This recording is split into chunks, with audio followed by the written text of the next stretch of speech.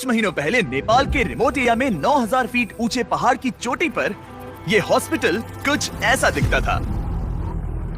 इतनी दूर रहने की वजह से इस कम्युनिटी में बिजली नहीं है, मतलब स्थानीय डॉक्टर्स अच्छे मेडिकल इक्विपमेंट तक नहीं पहुंच पाते और अक्सर उन्हें सिर्फ टॉर्च और बहुत ही बेसिक टूल्स का इस्तेमाल करके अंधेरे में सर्जरीज और कॉम्प्लेक्स मेडिकल प्रोसीजर्स परफॉर्म करनी पड़ती हैं। बेहतर देखभाल की जरूरत पड़ने पर एक बेहतर मेडिकल फैसिलिटी तक पहुंचने में घंटों लग सकते हैं। इन प्रॉब्लम्स की वजह से कई मौत और मिसकैरेजेस भी हुए हैं। तो हमारे long term partners give power, जिनके साथ हम अपने पिछले 3 बीस फिलैंथ्रोपी वीडियोस में काम कर चुके हैं, उन्होंने डैन और डैरेन को इस समस्या का हल ढूंढने में मदद करने के लिए खोलोग्विन की यात्रा पर चलने को कहा, जहां उनका धूमधाम से स्वागत किया गया पृथ्वी पर सबसे खूबसूरत जगहों में से एक में। पहली सुबह डैरेन की मुलाकात संजय नाम के एक स्थानीय गिव पावर इंजीनियर से हुई, जिसने उसे नीरा के बारे में एक दुखद कहानी सुनाई। उस गांव की एक महिला जिसने ठंड के मौसम में मेडिकल फैसिलिटीज और इक्विपमेंट की कमी के कारण अपने बच्चे को खो दिया था। उसे सबसे करीब के बर्थिंग सेंटर तक बारिश में चल के जाना पड़ता था और क्योंकि बर्थिंग सेंटर दूर था, इसलिए वो सेंटर तक नहीं पहुंच सकी और उसे बच्चे को खोना पड़ा। और सरकारी फंडिंग की कमी के कारण इस अस्पताल को कम से कम 2030 तक बिजली नहीं मिलेगी।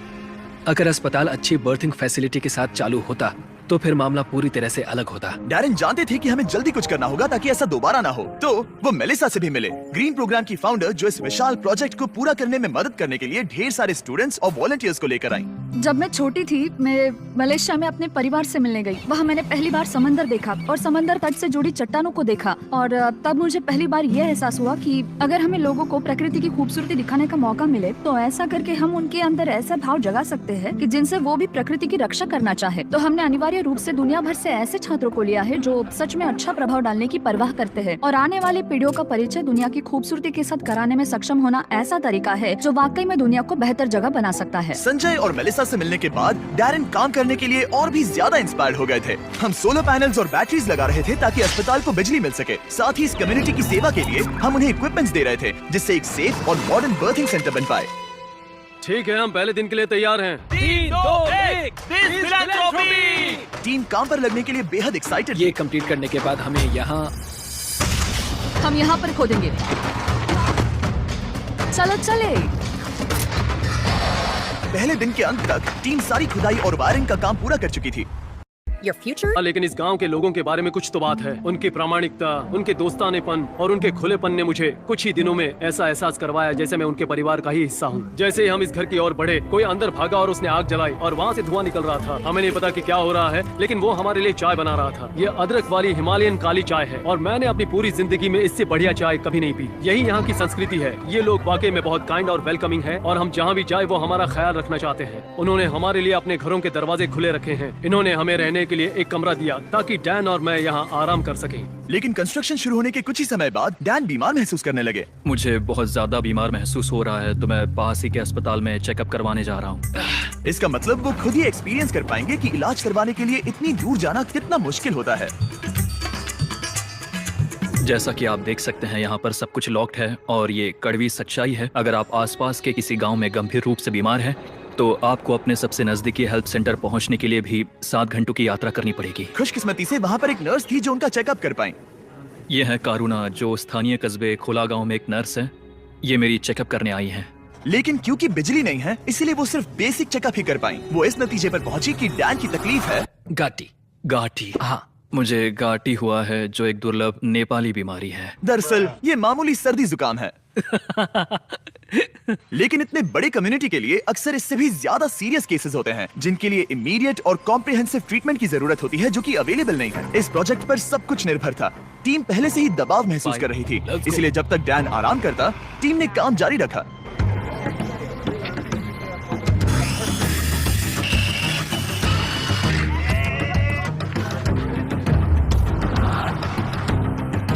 अब जब सपोर्टिंग स्ट्रक्चर तैयार हो गया था, हमने सोलर पैनल्स लगाने शुरू कर दिए थे। संभल के, हाँ, आराम से। टीम की कड़ी मेहनत के कारण हम शेड्यूल के आगे थे, तो डैरेन ने संजय के बारे में और जानने के लिए समय निकाला। जब मैं ऊपरी हिमालय में काम कर रहा था और उपकरणों की मरम्मत कर रहा था, तो हमें पता चला कि इस गांव में बिल्कुल भी बिजली नहीं है। और जब हम यहाँ पहुंचे तो मैंने देखा कि एक बच्चा सोया था और वहाँ एक लकड़ी के बॉक्स में आग लगाई गई थी। और मेरे दिमाग में अचानक आया कि इस तरह के उपकरण हम भी बना सकते हैं। और उसके बाद मैंने यहाँ नेपाल में एक टीम बनाई और फिर हमने एक बेबी वार्मर बनाया और हम इसे नेपाली में न्यानो न्यानी कहते हैं, जिसका मतलब है एक गर्म बच्चा। न्यानो नानी इतनी सफल हुई कि इसने यूएसए में पीपल्स चॉइस अवार्ड जीता। मुझे लगता है कि ये मेरे लिए एक सपने के सच होने जैसा है, क्योंकि मेरा लक्ष्य इस तरह के वार्मर का निर्माण करना और लोगों को जागरूक करना कि इस तरह के रिमोट एरियाज में हॉस्पिटल्स का क्या महत्व है। सिंपल मेडिकल इक्विपमेंट से जान बच सकती है, ये समझने के बाद डैरन ने 10 और बेबी वार्मर्स खरीदकर संजय को सरप्राइज किया, जिन्हें वो इस तरह के बाकी कम्युनिटीज को डोनेट कर सके। संजय, मैं तुम्हारे पास से 10 और बेबी वार्मर्स खरीदना चाहता हूँ और तुम इन्हें जिस भी हॉस्पिटल या कम्युनिटी में बांटना चाहते हो वहाँ बांट सकते हो। तुम्हारा बहुत बहुत शुक्रिया डैरन, ये मेरे और मेरी टीम के लिए बहुत मायने रखता है। Thank you so much. सिर्फ एक दिन बचा था, हम कंस्ट्रक्शन पूरा करने के बहुत करीब थे और पूरी टीम आखिरी सोलर पैनल पर साइन करने के लिए एक साथ आई।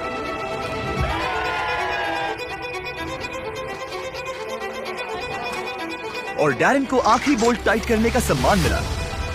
हमने मिलकर बिना बिजली वाली इस टूटी हुई बिल्डिंग को पूरी तरह से एक अस्पताल में बदल दिया, जो इस कम्युनिटी के 16,000 से अधिक लोगों की सेवा करेगा। मैं इस बात का बहुत आभारी हूँ कि हम यहाँ आ पाए और उन्हें एक उपहार दे पाए जो इन लोगों के लिए और आने वाली इनकी पीढ़ियों के लिए एक सार्थक बदलाव लाएगा। अब रात होने के करीब है और समुदाय को सरप्राइज करने का समय आ गया है। मुझसे और इंतजार नहीं हो रहा। पहली बार लाइट को जल्दी देखने के लिए पूरा गांव अस्पताल के यहाँ इकट्ठा हुआ। सब लोग तैयार हैं? 3, 2, 1।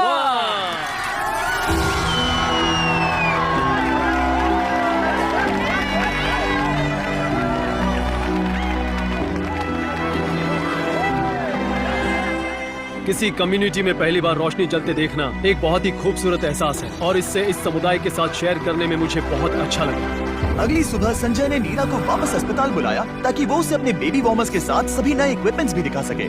आज उसके अंदर एक उम्मीद जागेगी कि जिस दौर से वो गुजरी उससे किसी और को कभी गुजरना नहीं पड़ेगा। वो इस बर्थिंग फैसिलिटी के लिए बहुत खुश है। आखिरी सरप्राइज से पहले मैं इस वीडियो के स्पॉन्सर्स को थैंक यू कहना चाहता हूँ। दुनिया का सबसे टेस्टी स्नैक नहीं, फीस्टेबल्स नहीं, केलॉग्स। सिर्फ अभी के लिए, क्योंकि वो हमारी मदद कर रहे हैं। आज से 31 जून 2024 तक केलॉग्स माइनक्राफ्ट के साथ मिलकर आपको इस तरह के exclusive character creator items free में दे रहे हैं, जैसे कि एक कैमल हैट, एक एक्सोलॉटल हैट और एक चेरी ब्लॉसम ड्रेस। इन गेम इस्तेमाल करने के लिए केलॉग्स सीरियल के स्पेशली मार्क्ड बॉक्सेस को खरीदने पर, जैसे कि ये Kellogg's Froot Loops, Frosted Flakes, Apple Jacks और कॉर्न पॉप्स। गोल है तीनों कैरेक्टर क्रिएटर आइटम्स को जमा करना और इस सब के साथ साथ माइनक्राफ्ट और केलॉग्स ने आर्बर डे फाउंडेशन के साथ पार्टनरशिप की है। आर्बर डे वही फाउंडेशन है जिसकी मदद से हम टीम ट्रीज बना सके और वो यूएसए में जरूरत के कारण 2.5 लाख पेड़ लगा रहे हैं। ये कमाल की बात है। और जानने के लिए डिस्क्रिप्शन में दिए गए लिंक पर क्लिक कीजिए, सारे टर्म्स और कंडीशंस देख लेना। ओके फीस्टेबल्स, इसके लिए माफी चाहता हूँ, लेकिन लोगों की मदद के लिए करना पड़ता है। थैंक यू केलॉग्स वीडियो को स्पॉन्सर करने के लिए। अब वीडियो कंटिन्यू करते हैं। संजय से बात करने पर हमें पता चला कि भले ही वो नेपाल से हैं, लेकिन वो कभी एवरेस्ट पर नहीं गया और इस विशाल पर्वत को देखना हमेशा से उसका सपना रहा है। इसलिए आखिरी सुबह हमने उसे एक सुनहरे मौके के साथ सरप्राइज करने का फैसला किया। हम एवरेस्ट के इतने करीब आए हैं तो वहाँ जाना तो बनता ही है। हम संजय को एवरेस्ट पर वहाँ तक ले गए जहाँ तक हेलीकॉप्टर हमें ले जा सकता है। हवा की कमी के कारण डैरन, डैन और संजय वहाँ सिर्फ 2 मिनट ही बिता सके, क्योंकि उसके बाद उन्हें ऑक्सीजन की कमी से हाइपोक्सिया हो सकता था। डैरन और मैं आज तक कभी एक साथ इतनी ऊंचाई पर नहीं आए हैं। मुझे तो यकीन ही नहीं हो रहा। एवरेस्ट को देखकर संजय भावुक होकर अपने घुटनों पर आ गया। मैं बहुत खुश हूँ। यहाँ आना मेरे लिए एक सपने की तरह था। और एक बार फिर से मैं हमारे पार्टनर्स गिव पावर और ग्रीन प्रोग्राम को ये सब के लिए शुक्रिया करना चाहूंगा। ऑब्वियसली ये प्रोजेक्ट बनाने में बहुत मेहनत लगी, तो अगर आपको इसके बारे में और जानना है तो डैन ने इसका बिहाइंड द सीन्स वीडियो बनाया है, जिसका लिंक डिस्क्रिप्शन में मिल जाएगा। 20 फिलैंथ्रोपी शूट्स पर पर्दे के पीछे ये सब होता है। मजे करो। इसे ऐसे क्लैप करो, समझे? मैंने देखा है कि आप वीडियो खत्म होने से पहले ही चले जाते हो, तो इस बार बैकग्राउंड में कैट वीडियो चलेगा ताकि मैं बोलता रहूं और आप बस सुनते रहे। इस वीडियो से आने वाला एड रेवेन्यू और जनरल रेवेन्यू दोनों का 100% 20 फिलैंथ्रोपी को जाता है। तो इस वीडियो को देखने से ही आप लोगों की मदद कर रहे हैं। प्लीज जाकर और वीडियोस देखो और अभी के अभी सब्सक्राइब करो, या तुम्हें लोगों की मदद नहीं करनी।